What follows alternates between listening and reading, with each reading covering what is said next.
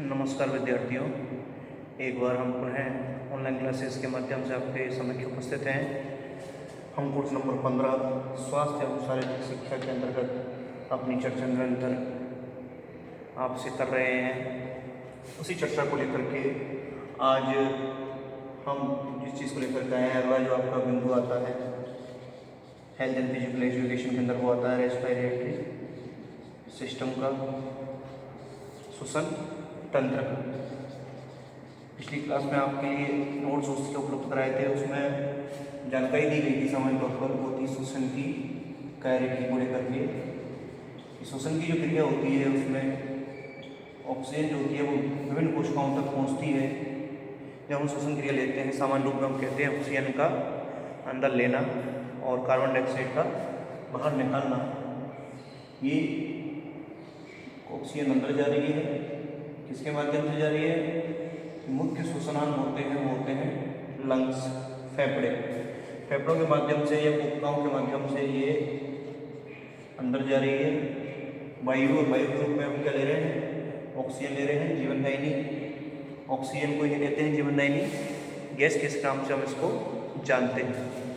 Oxygen को जब हम ले रहे हैं तो ये क्रिया हो रही है, उसको बोलते हैं इंग्लिश में इंस्पिरेशन। इंस्पिरेशन का अर्थ क्या हो गया? अंतः श्वसन। तो ये अंतः श्वसन हो रहा है, इसको बोलते हैं इंस्पिरेशन। इसको हम हिंदी की यदि हम बात करेंगे तो इसमें क्या हो गया? हमने इसको अंदर लिया। दूसरी हम चर्चा करें, ये अंदर जा रही है वायु, ठीक है। इसके बाद यहाँ जो दूसरा पार्ट दिखता है, ऑक्सीजन अंदर जा रही है, तो यहाँ लंग्स से होती हुई ब्लड कैपिलरीज में से होकर गुजरती है, और ब्लड कैपिलरीज में जब जाती है तो यहाँ क्योंकि क्या है, ब्लड कैपिलरीज के अंदर ब्लड का मुख्य पार्ट क्या होता है? हिम पिगमेंट्स होता है, हीमोग्लोबिन मौजूद होता है। ब्लड का हीमोग्लोबिन पार्ट ऑक्सीजन के साथ मिल जाता है, और हीम ऑक्सीजन जो होती है वो आगे चल के कहाँ चली जाती है? कोशिकाओं और ऊतकों में आगे बढ़ती है। यहाँ से क्या होता है, जो भोजन हमने लिया है उसका ऑक्सीकरण होता है, और योगी हीम के साथ मिलकर के हमारी बॉडी के अंतर्गत सेल्स के अंदर जा रहा है। तो ये भोजन का ऑक्सीकरण होता है, यहाँ कार्बन डाइऑक्साइड और ऊर्जा मुक्त होती है। इस चीज़ का आप ध्यान रखेंगे कि ये ऑक्सीजन होती है, ये क्या कर रही है? हाइड्रोजन, सॉरी, जो ऑक्सीजन है वो किस किस को ले रही है? मेटाबॉलिज्म की जब क्रिया होगी तो हाइड्रोजन और कार्बन से हाइड्रोजन मिल रहा है, और क्या मिल रहा है? कार्बन से मिल करके किसका निर्माण करती है? ऑक्सीजन, जल का, और कार्बन डाइऑक्साइड का निर्माण करती है। ये आप ध्यान रखेंगे कि जब भी मेटाबॉलिज्म की क्रिया होती है, दो चीज होती है। मेटाबॉलिज्म में दो भाग होते हैं, एक होता है कैटाबॉलिज्म, एक होता है एनाबॉलिज्म। कैटाबॉलिज्म मतलब क्या होता है? जटिल अणुओं का सरल अणुओं में टूटना, और एनाबॉलिज्म होता है सरल अणुओं के माध्यम से जटिल अणुओं का निर्माण होना। तो यहाँ क्या कर रही है कि ऑक्सीजन जो होती है मेटाबॉलिज्म की क्रिया के दौरान हाइड्रोजन और कार्बन को लेकर के क्या बना रही है? जल और कार्बन डाइऑक्साइड का निर्माण करती है, जिनका निकास जो होता है वो कहाँ होता है? ये जो कार्बन डाइऑक्साइड का निकास है, ये आपको दिख रहा है सेल से ब्लड कैपिलरीज, और ब्लड कैपिलरीज से लंग्स से होते हुए बाहर निकल जाती है, जिसको हम वही श्वसन या एक्सपिरेशन के नाम से जानते हैं। इन दोनों क्रियाओं को हम सम्मिलित रूप से इंस्पिरेशन और एक्सपिरेशन को हम बोलते हैं वेंटिलेशन या संवादन की क्रियाविधि। तो संवादन की क्रियाविधि मुख्यतः कितने प्रकार की? दो प्रकार की, निःश्वसन और बहिःश्वसन। इसको बोलेंगे निःश्वसन इंस्पिरेशन को, और इसको बोलेंगे बहिःश्वसन। जो कोशिकाओं में, सेल्स में, टिश्यूज में हो रहा है, ब्लड कैपिलरीज में हो रहा है श्वसन, उसको बोलते हैं आंतरिक अंतर श्वसन, इंटरनल रेस्पिरेशन। और जो लंग्स में और ब्लड कैपिलरीज के मध्य होता है उसको बोलते हैं एक्सो रेस्पिरेशन। ये आप ध्यान रखेंगे, श्वसन की कार्यकी के अंतर्गत जानते हैं। तो दो प्रकार का हो गया श्वसन की क्रिया, एक होता है बाह्य श्वसन जो कि फेफड़ों के द्वारा होता है, एक होता है आंतरिक श्वसन, अंतर श्वसन, और इसी को हम क्या कह सकते हैं? ऊतक श्वसन, कि टिश्यूज के अंदर होता है, सेल्स के अंतर्गत होता है। इस प्रकार से दो प्रकार हो गया इसका।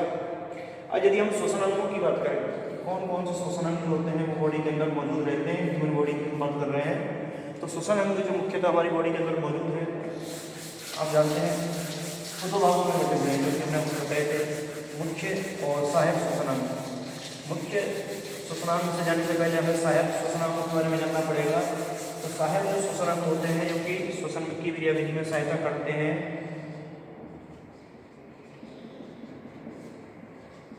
नाक है या नासामार्ग, ग्रीष्णी है जिसको हम फेरिंग्स कहते हैं, कंठ है जिसको हम लैरिंग्स कहते हैं। ठीक है, इसके अतिरिक्त यदि हम चर्चा करें तो श्वास नली होती है, मुख्य स्तवन होती है, ट्रेकिया जिसको हमने कहते हैं। हम इसके बारे में आप जानकारी प्राप्त करते हैं। हम बात करते हैं सर्वप्रथम किसकी, नाक और नासा मार्ग की। तो नाक और नासा मार्ग की जब हम बातचीत कर रहे हैं तो इसके मुख्यतः क्या होते हैं, 3 पार्ट हो गए। एक होता है प्रधान, एक होता है श्वसन मार्ग नाक के अंदर, और एक होता है घ्राण भाग। ठीक, अब घ्राण मार्ग बोल दो या घ्राण भाग बोल दो, जैसा कि इसके नाम से स्पष्ट है, घ्राण भाग क्या करता है, ये गंध का ज्ञान करता है, गंध का इससे ज्ञान होता है। प्रधान कितने होते हैं, 2 होते हैं, जो छिद्रनुमा होते हैं, इसमें कि क्या रहते हैं, प्रेजेंट, हेयर प्रेजेंट होते हैं, और इसी में सीवेसियस ग्लैंड होती है, सीवेसियस ग्लैंड प्रेजेंट होती है, जिसके अंदर क्या होता है, पीएस, पीसीएस, सीएससी। इसको आगे हम चर्चा करेंगे अभी। स्यूडो पीएससी, सॉरी, ये होता है PSC, pseudo stratified columnar ciliated epithelium, PSC C. ठीक है, इसके बारे में हम आगे अभी चर्चा करेंगे कि ये किस प्रकार से कार्य करती है, और ग्रेनुलर, ठीक, इसके बारे में चर्चा करेंगे। तो सीवेसियस ग्लैंड है जो किस पर उपस्थित है, प्रधान में 2 होते हैं, बाल प्रेजेंट रहते हैं, और सीवेसियस ग्लैंड जो है इसके अंदर प्रेजेंट रहती है। सीवेसियस ग्लैंड जो होती है उसकी आगे हम चर्चा करें कि जो नाजल भाग होता है, आपको बताया था ये नेजल भाग है, और इससे जुड़ा हुआ जो भाग होता है किसका होता है, वो होता है मैक्सिला का और एथेमॉइड का। मैक्सिला और एथेमॉइड होती है, इनका जुड़ा हुआ ये भाग होता है। इस बात की हम बात कर रहे हैं कि ये दोनों जो भाग पाए जाते हैं, ये नाजल भाग हो गए, और नाजल भाग के अलावा ये जो भाग होता है इन पर एक झिल्ली पाई जा रही है, जिसको हमने बोला है पीएससी सीजीई।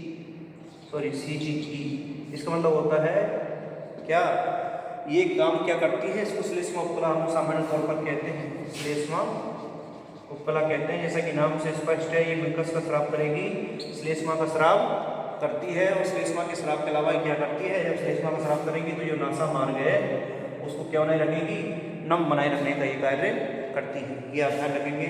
अब जैसे कि हमने बताया नाजल भाग, 2 भाग बताए, एक घ्राण भाग और एक श्वसन भाग, या इसी में क्या होता है, एक घ्राण भाग होता है, इसको बोलते हैं घ्राण उपकला। घ्राण उपकला का काम होता है गंध का ज्ञान, और एक होती है निडेरियन उपकला। निडेरियन उपकला का जो कार्य होता है वो क्या होता है, निडेरियन उपकला में क्या होता है, जब भी जुकाम की शिकायत होती है तो इसमें क्या आ जाती है, सूजन आ जाती है निडेरियन उपकला में। इसके अलावा घ्राण उपकला में गंध का ज्ञान होता है, क्योंकि इसमें संवेदी कोशिकाएं क्या रहती हैं, उपस्थित रहती हैं, ये हमें ध्यान रखना है। और नासा मार्ग की हम बात कर रहे हैं, ये नाक वाला पार्ट है, तो ये कार्टिलेज द्वारा 2 हिस्सों में बटा हुआ रहता है, इसको हम बोलते हैं मेस्थेमॉइड। और 2 छिद्रों का जो पाया जाना है नाक में, वो कहलाती है अवस्था क्या, डाईराइनस अवस्था कहलाती है, 2 छिद्रों का पाया जाना। ये हुआ नाक और नासा मार्ग। अब उसकी हमने चर्चा की थी ग्रसनी की, फेरिंग्स की। जैसा कि हमने आपके लिए उस डायग्राम में बताया है कि ग्रसनी जो होती है, इस प्रकार का ये पार्ट बताया था, ये बताया था आपके लिए तालु, ये कठोर तालु, और यहाँ हम चर्चा करें तो तो नासा छिद्र थे, आंतरिक नासा छिद्र, ये बाह्य नासा छिद्र थे। ठीक, इसके बाद हम बात करते हैं यहीं पर तो ग्लोटिस और ये एपिग्लोटिस। ये एपिग्लोटिस है और ये ग्लोटिस पार्ट होता है। इसी की हम चर्चा करें इसमें आगे। तो ये क्या है, इसकी अदर सतह है, ये सॉफ्ट तालु होता है, नरम तालु होता है। यदि हम बात करें तो ये अदर सतह है जो दिखाई देती है, और ये पृष्ठ सतह होती है जो हमें दिखाई नहीं देती है। यही क्या होता है, टॉन्सिल्स होते हैं, और इसको हमने क्या बोला है, ग्रिशनी, फेरिंक्स का नाम इसको दिया है। ये ब्लेड होता है निगल द्वारा। ओजन निकलते समय क्या होता है, एपिग्लोटिस जो होता है ये क्योंकि क्या करता है, ये बेंड जो पाइप होता है उसको क्या कर देता है, सील ऑफ कर देता है, बंद कर देता है। इससे क्या नहीं होता है, कुछ समय के लिए भोजन करते समय क्या होती है, कुछ समय के लिए श्वसन क्रिया रुक जाती है, जिससे कि भोजन जो होता है वो श्वास नली में अंदर नहीं जाता है। ये श्वास नली का हिस्सा होता है, ट्रेकिया का हिस्सा होता है, ये आप ध्यान रखेंगे। संयोजी ऊतक से निर्मित होता है कौन सा, ये सॉफ्ट तालु जो होता है वो संयोजी ऊतक से निर्मित होता है। ठीक है, और कठोर तालु जो होता है वो मैक्सिला अस्थियों से मिलकर बना होता है। ये मैक्सिला अस्थियों से मिलकर बना होता है, और जबकि हम इसकी बात कर रहे हैं तो ये संयोजी ऊतक से निर्मित होता है। ये ग्रिशनी का पार्ट होता है, और इसी पार्ट के अंदर हम आगे चर्चा करते हैं, जिसके बारे में अभी हमने बातचीत की थी आपसे। ये जो दिख रहा है आपको, ये है pseudo stratified columnar ciliated granular epithelium. पूरा नाम इसका यदि हिंदी में हम देखें तो क्या है, स्यूडो का मतलब होता है आवासी, स्यूडो का क्या होता है, आवासी, इसका नाम है आवासी, स्ट्रैटिफाइड का मतलब स्तरित, कॉलमनर का मतलब होता है स्तंभाकार, सीलेटेड मतलब पश्चिमाव होते हैं, पश्चिमावी, और ग्रेनुलर का अर्थ होता है क्या, ग्रंथिल, और एपिथेलियम मतलब उपकला। तो कुल मिला के इसका पूरा नाम है PSC CSC। इसमें क्या होता है, वैसे एक स्तर होता है लेकिन हमें दो स्तर दिखाई देते हैं, क्योंकि कुछ कुछ छोटी होती है और कुछ बड़ी होती है। स्तंभाकार होती है, स्तंभाकृति होती है, यहाँ इनका हेयर प्रेजेंट रहते हैं, मुकस का स्राव करती है। यही गॉबलेट सेल्स होती हैं जो चषक कोशिकाएं कहलाती हैं, जो क्या करती हैं, जो मुकस का स्राव करके नासामार्ग को क्या बनाए रखती हैं, चिकना बनाए रखती है, नम बनाए रखती है। ठीक, इसके बाद आते हैं हम लैरिंग्स की तरफ। लैरिंग्स को हम क्या कहते हैं, कंठ कहते हैं। ये दिख रहा है आपके लिए, ये लैरिंग्स की संरचना है, इसको बोलते हैं कंठ। और कंठ की संरचना में आपको मुख्य रूप से क्या दिखाई दे रहा है, ये थायराइड दिखाई दे रहा है, क्रिकॉइड दिखाई दे रहा है, और एरिटिनॉइड। ये कुल मिलाकर 3 प्रकार की 4 अस्थियों से मिलकर के इसका निर्माण होता है। ये आप ध्यान रखेंगे, एक थायराइड है, एक क्रिकॉइड है, और एक 2 एरिटिनॉइड अस्थियां इसमें पाई जाती हैं।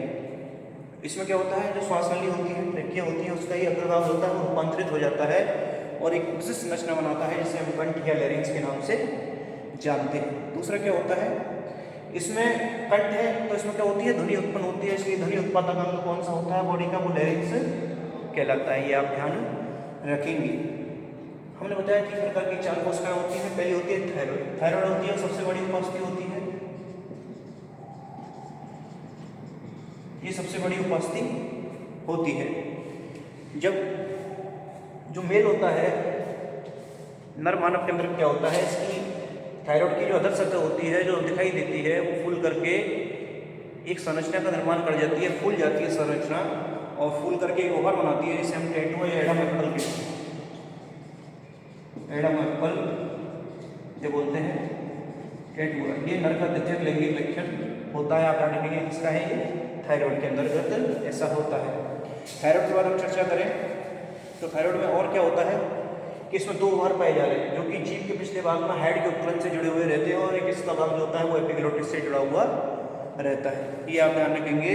और एपिग्लोटिस का काम क्या होता है कि भोजन निकलते समय एपिग्लोटिस को ढक लेता है, विंड पाइप को सील ऑफ करने का ये कार्य करता है। इसके बाद हम चर्चा कर रहे हैं क्रिकॉइड होती है, जो कि किसके नीचे स्थित है, थायराइड के नीचे स्थित होती है, छल्ले के आकार की होती है, और इसके नीचे क्या स्थित है, श्वास नली स्थित होती है। अब बात करते हैं एरेटिनॉइड की, जिनकी संख्या कितनी होती है, 2 होती है।